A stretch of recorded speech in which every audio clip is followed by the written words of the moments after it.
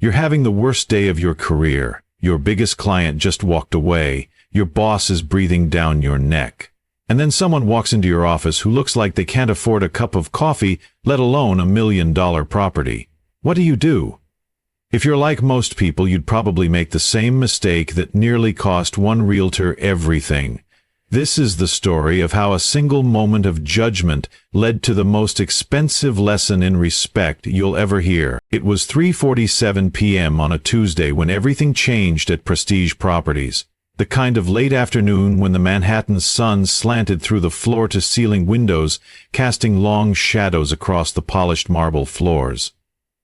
In this temple of luxury real estate, where deals worth more than most people's annual salaries were discussed over designer coffee, the atmosphere was always charged with ambition and exclusivity.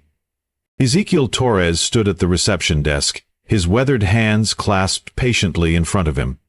His clothes were clean but simple, a faded denim jacket over a plain white t-shirt, well-worn jeans, and scuffed work boots that had seen better days. At 52, his face bore the lines of someone who had worked hard for everything he'd earned, and his calloused hands told stories of labor that the polished professionals around him had never known. The receptionist, a young woman with perfectly styled hair and designer glasses, barely glanced up from her computer screen.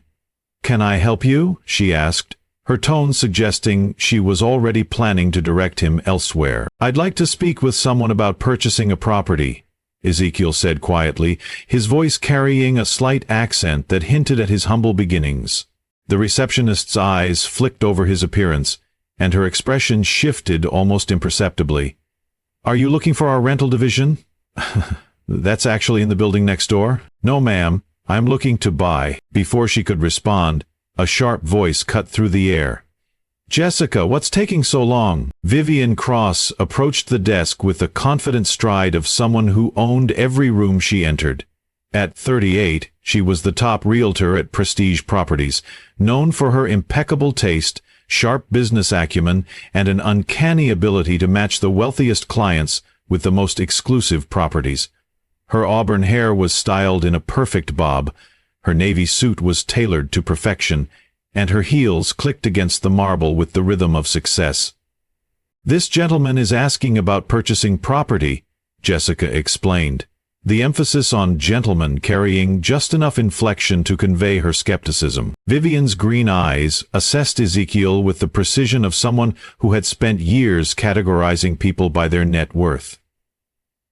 She saw the humble clothes, the work boots, the calloused hands, and in that instant, she made a decision that would come to haunt her. "I'm sorry, but our properties start at $3 million, she said with a smile that didn't reach her eyes.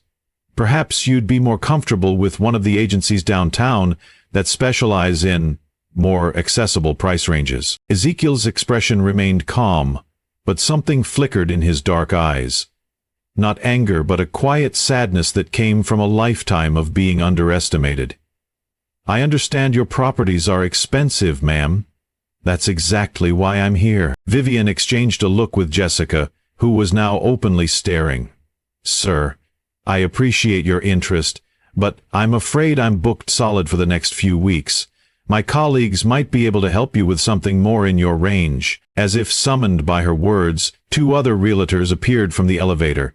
Marcus Sterling, a silver-haired man in his 50s who wore his success like armor, and Delilah Chen, a sharp-eyed woman in her 40s who had built her reputation on ruthless efficiency. "Problem, Vivienne?" Marcus asked, his voice carrying the subtle condescension of someone who had been born into privilege. "No problem at all," Vivienne replied smoothly. "I was just explaining to this gentleman that our properties might be outside his budget." Delilah's smile was razor-thin. "Perhaps he's interested in our community outreach program? We do pro bono work for local charities." The words hung in the air like a challenge, and Ezekiel felt the familiar weight of assumption settling on his shoulders. He had faced this his entire life, the assumption that his appearance told the whole story, that his humble origins defined his limitations. But Ezekiel Torres had learned long ago that patience was a virtue, and that sometimes the most powerful response was simply to persist. "I appreciate your concern," he said quietly, "but I'm specifically interested in the penthouse at Metropolitan Plaza, the one listed for $12 million. The silence that followed was deafening. Vivienne's smile faltered for just a moment before she recovered her composure. "The Metropolitan Plaza penthouse is quite exclusive. Perhaps you'd like to start with something smaller? We have lovely condos starting at $3 million. I've done my research, ma'am. I know exactly what I want." Marcus stepped forward, his presence imposing. "Sir, I think there might be some confusion. The Metropolitan Plaza penthouse isn't just expensive. It requires extensive financial verification, background checks, and board approval. The building has very strict standards." "I understand the process," Ezekiel replied, his voice steady despite the growing tension. "That's why I'm here to begin it." Delilah laughed, a sound like breaking glass. "Do you have any idea what $12 million looks like? That's not the kind of money you save up from a blue-collar job." The words stung, but Ezekiel had heard worse. He had grown up in a one-bedroom apartment in Queens, the son of immigrants who had worked multiple jobs just to keep food on the table. His father had been a janitor, his mother a seamstress, and they had instilled in him the values of hard work, perseverance, and never giving up on your dreams. But they had also taught him something else, that success wasn't about proving yourself to people who had already decided you weren't worth their time. It was about staying true to yourself, even when the world tried to make you small. "I appreciate your time," Ezekiel said, reaching into his jacket pocket and pulling out a business card. "When you're ready to discuss the penthouse seriously, please give me a call." Vivienne took the card with obvious reluctance, barely glancing at it before slipping it into her purse. "Of course. We'll be in touch." As Ezekiel walked toward the exit, he could hear the whispered conversations beginning behind him, the mixture of amusement and disbelief that always followed these encounters. He had learned to tune them out, but today something felt different. Today he was going to do something that would change everything. The next morning, Vivienne arrived at the office to find a manila envelope waiting on her desk. Her name was written on the front in careful handwriting, and inside was a cashier's check for $12 million, along with a simple note. "For the Metropolitan Plaza penthouse, cash offer, no financing needed. Please schedule a viewing at your earliest convenience. Visit our tables. The Torres." Vivienne stared at the check, her mind reeling. She picked up her phone and dialed the number on the business card she had dismissed so casually the day before. "Torres Construction," answered a warm voice. "This is Vivienne Cross from Prestige Properties. I need to speak with Ezekiel Torres immediately." "May I ask what this is regarding?" "It's about the Metropolitan Plaza penthouse." There was a pause, then, "Please hold." Moments later, Ezekiel's familiar voice came through the phone. "Ms. Cross, I take it you received my offer?" "Mr. Torres, I need to ask you some questions. This check is legitimate," he said quietly. "I can provide bank statements, tax returns, whatever verification you need. I am the owner of Torres Construction, and we've been building homes and commercial properties across the tri-state area for the past 15 years. Vivienne's computer screen glowed as she frantically searched online. Torres Construction wasn't just any small contractor. They were behind some of the most prestigious developments in New York, from luxury condominiums to commercial towers. The company's revenue was in the hundreds of millions. "Mr. Torres, I owe you an apology. I made assumptions yesterday that were completely inappropriate." "Yes, you did," he said, his voice neither angry nor forgiving, simply factual. "The question is, what are you going to do about it?" Vivienne found herself at a crossroads. She could handle this professionally, treat it as just another transaction, and try to forget her behavior from the day before. Or she could do something that went against every instinct she'd developed in her years of climbing the corporate ladder. She could be honest. "I'd like to meet with you properly," she said, "not as someone trying to get rid of you, but as a professional who made a terrible mistake and wants to make it right." 2 hours later, Ezekiel sat across from Vivienne in the conference room at Prestige Properties. The same marble floors gleamed around them, but somehow the atmosphere felt completely different. Vivienne had prepared a full presentation about the penthouse, complete with floor plans, building amenities, and neighborhood analysis. But as she spread the documents across the table, she found herself unable to begin her practiced pitch. Instead, she looked up at the man she had dismissed so carelessly, and saw him clearly for the first time. "Before we talk about the penthouse," she said, "I need to tell you something. Yesterday, I looked at you and made a judgment based on how you were dressed and how you spoke. I assumed I knew everything about you from a 30-second interaction.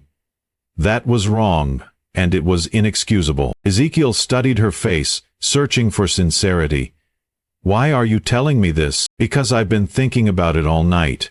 I realized that I've probably done this to other people, dismissed them, redirected them, made them feel small, and justified it by telling myself I was being realistic about our client base. But that's not realism. That's prejudice." "Yes, it is," Ezekiel said simply. "And it's something I've dealt with my entire life." Vivienne felt a flush of shame. "Tell me about Torres Construction. I looked it up, and I'm amazed by what you've built." For the first time since entering the office, Ezekiel smiled. Not the patient, enduring smile he had worn the day before, but a genuine expression of pride. "My parents came to this country with nothing. My father worked nights as a janitor while attending community college during the day, learning English and studying basic construction. My mother sewed clothes for neighbors to earn extra money." He paused, his eyes distant with memory. "When I was 12, my father got a job with a small construction crew. He would take me to work sites on weekends, and I fell in love with the idea of building something that would last, something that would make the world a little better." "How did you go from that to owning a multi-million-dollar company?" "The same way anyone builds anything worthwhile, one brick at a time. I worked construction through high school, saved every penny, and used it to buy my first piece of equipment. I started with small jobs, fixing fences, building decks, renovating kitchens. But I always treated every job like it was the most important thing in the world." Vivienne found herself leaning forward, genuinely interested. "What was your breakthrough moment?" "Failure." "There wasn't one big moment, it was hundreds of small ones. Every satisfied customer who recommended me to a friend, every job completed on time and under budget, every worker who knew I had their back. I reinvested everything back into the business. Better equipment, more skilled workers, bigger projects. And now you're here, looking at a $12 million penthouse." Ezekiel nodded. "My wife passed away 3 years ago. Cancer. She always dreamed of living in a place where she could see the whole city spread out below her. She used to say that from up high, all the problems looked smaller, and all the possibilities looked bigger." Vivienne felt tears prick her eyes. "I'm so sorry for your loss." "Thank you. Maria was the heart of everything I built. She kept the books, managed the office, and reminded me that success wasn't about the money. It was about the people whose lives you touched along the way." "Is that why you want the penthouse? To honor her memory?" "Partly," Ezekiel said. "But also because I want to prove something to myself. I want to know that a kid from Queens whose parents cleaned other people's buildings can own the most beautiful home in the city. Not because I need to show off, but because it represents everything my family worked for." Vivienne realized she was crying.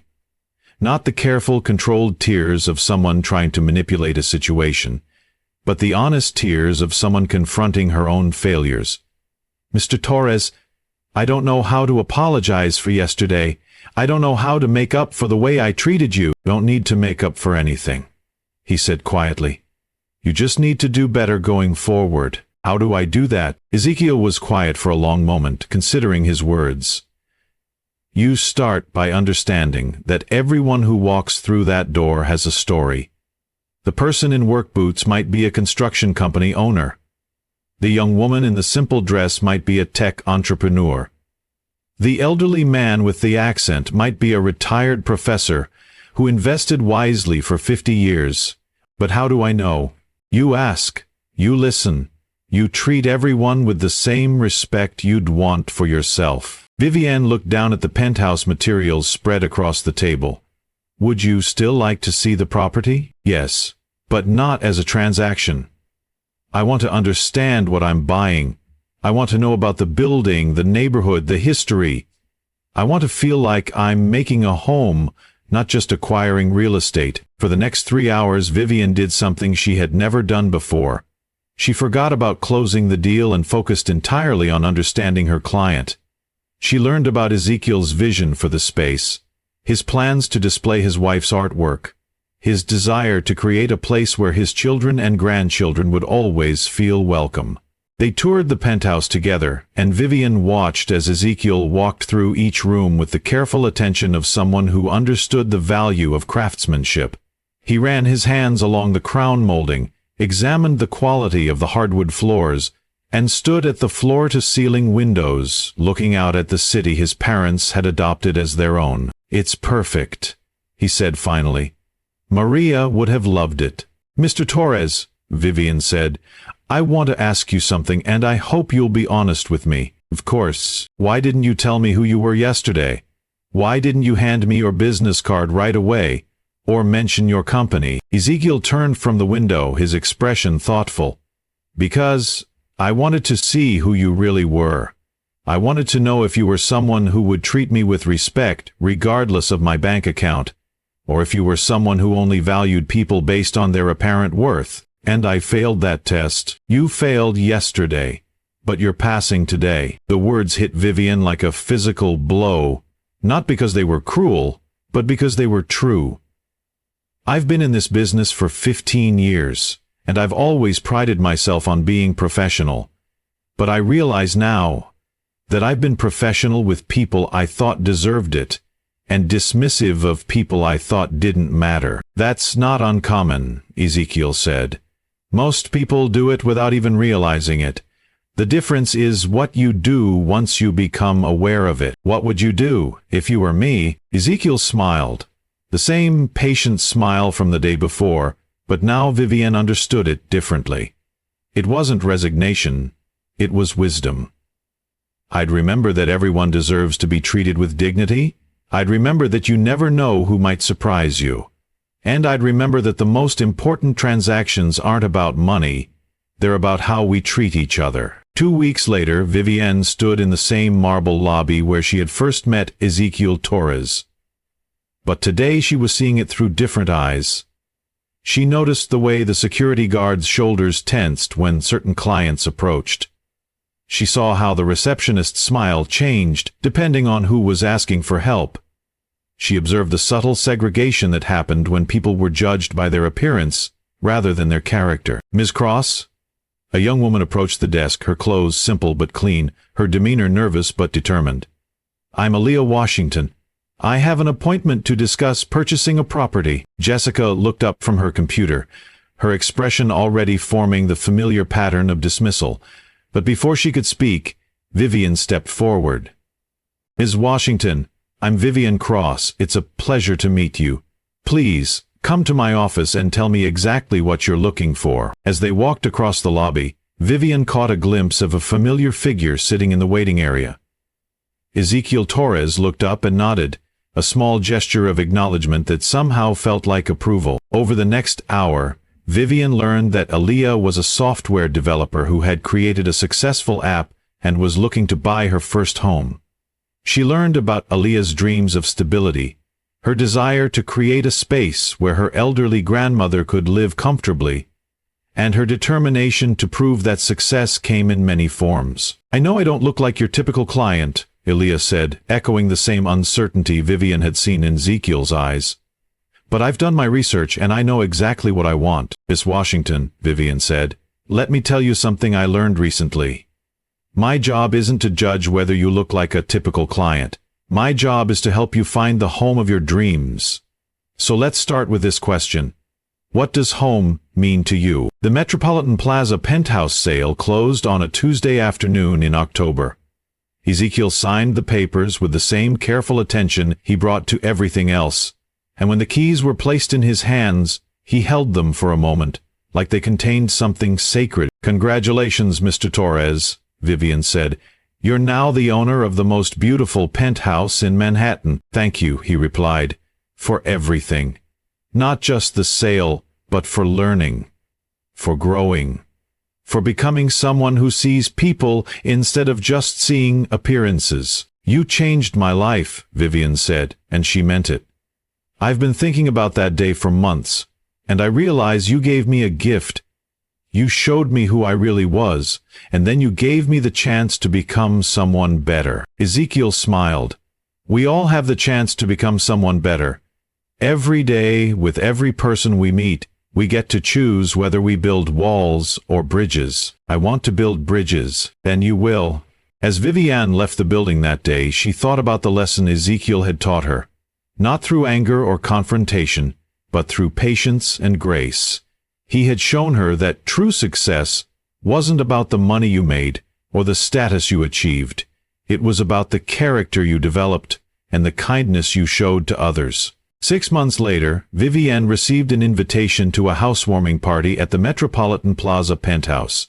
The apartment was filled with people from all walks of life: construction workers and bank executives, teachers and entrepreneurs, families and friends who had supported Ezekiel's journey from a small apartment in Queens to the top of Manhattan. In the place of honor, hanging above the fireplace, was a portrait of Maria Torres, her smile radiant and her eyes full of the dreams that had finally come true. "She would have loved this," Ezekiel said, appearing beside Vivienne as she looked at the painting. "I think she would have loved seeing how you've touched so many lives," Vivienne replied. "This isn't just a housewarming party. It's a celebration of everything you've built. Not just the buildings, but the relationships, the trust, the respect, and the second chances," Ezekiel added, looking at her meaningfully. "In the second chances," Vivienne agreed. As the evening went on, Vivienne found herself talking to the other guests, people who had stories of their own about Ezekiel's generosity, his integrity, his willingness to see the best in everyone. She met workers who had been given opportunities to advance, young entrepreneurs who had received mentorship, and families who had found hope in the most unexpected places. "You know what I learned from all this?" Vivienne said to Ezekiel as the party wound down. "What's that?" "That the most valuable thing you can give someone isn't money or opportunity. It's the gift of being seen, of being recognized as someone worthy of respect and kindness. That's all any of us really want," Ezekiel said, "to be seen, to be valued, to be given the chance to show who we really are." "Thank you for seeing me," Vivienne said, "even when I didn't deserve it." "Everyone deserves it," Ezekiel replied. "That's the point." As Vivienne drove home that night, she reflected on the transformation that had begun with a single moment of recognition.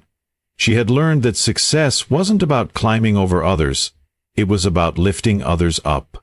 She had discovered that true wealth wasn't measured in dollars, but in the positive impact you had on the world around you. The next morning, she arrived at Prestige Properties with a new perspective.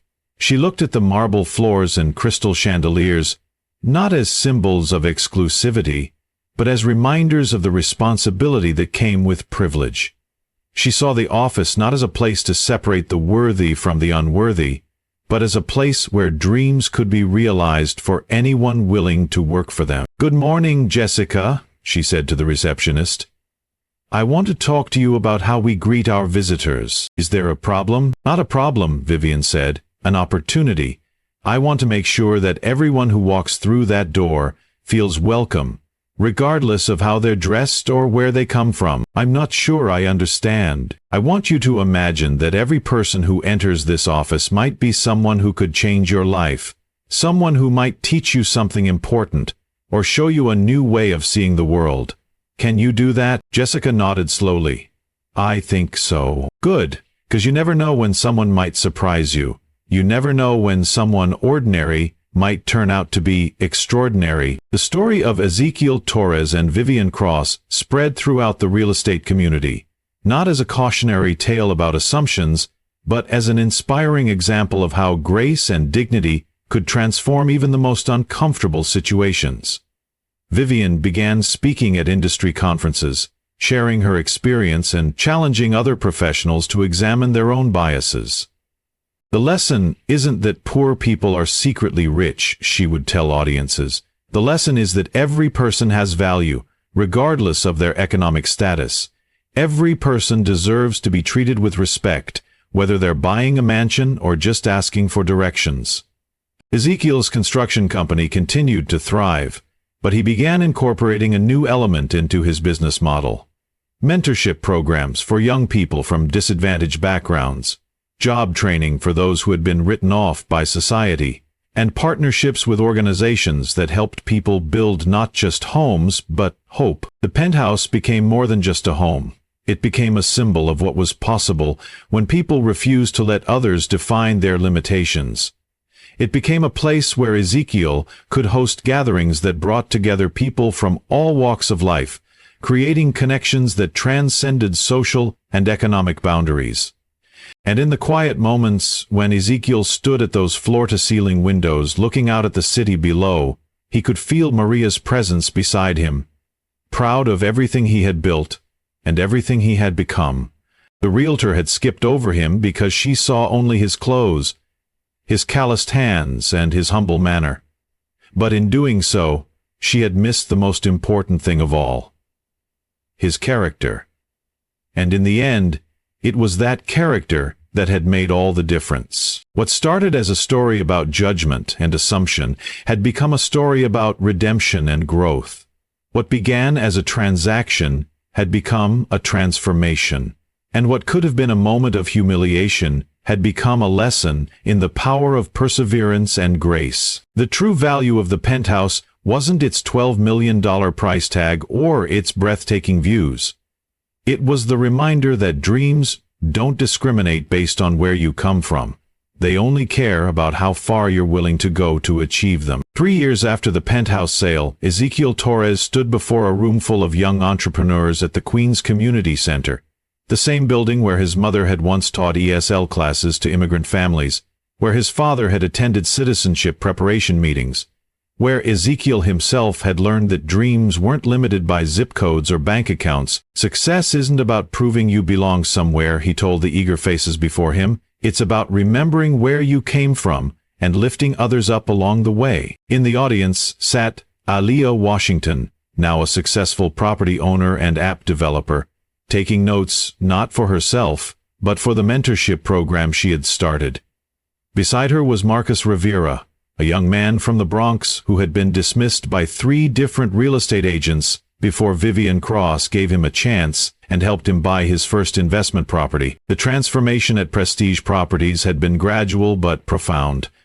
Vivienne had implemented what she called the Dignity Protocol, a company-wide initiative that required every employee to treat every visitor with the same level of respect, regardless of appearance. The waiting area now featured comfortable seating for everyone, not just VIP clients. The receptionist's desk displayed a simple sign: "Everyone has a story worth hearing." But the real change wasn't in the policies, it was in the culture. Jessica, the receptionist who had once dismissed Ezekiel so casually, now ran diversity and inclusion workshops for real estate professionals across the city. She had discovered that her own unconscious biases stemmed from years of being told to read people quickly, to sort them into categories of worth and potential. "I used to think I was being efficient," she would tell workshop participants, "but I was actually being discriminatory. I was denying people the chance to surprise me, and I was denying myself the chance to grow." The Metropolitan Plaza Penthouse had become more than Ezekiel's home. It was a symbol of possibility that rippled through the community. Every month he hosted dream dinners where people from all backgrounds could share their aspirations over a meal. Construction workers sat next to tech executives, teachers conversed with entrepreneurs, retirees shared wisdom with recent graduates. Maria's portrait still hung above the fireplace, but now it was surrounded by photos from these gatherings, images of connections being made, barriers being broken, and assumptions being challenged. The woman who had dreamed of seeing the city from above had become the inspiration for bringing people together at ground level. Vivienne often reflected on that Tuesday afternoon that changed everything. She had learned that privilege wasn't just about having advantages. It was about using those advantages to create opportunities for others. Her client list now included first-time homebuyers, young professionals, immigrant families, and established executives, all treated with the same dedication and respect. The lesson of Ezekiel Torres had spread far beyond real estate.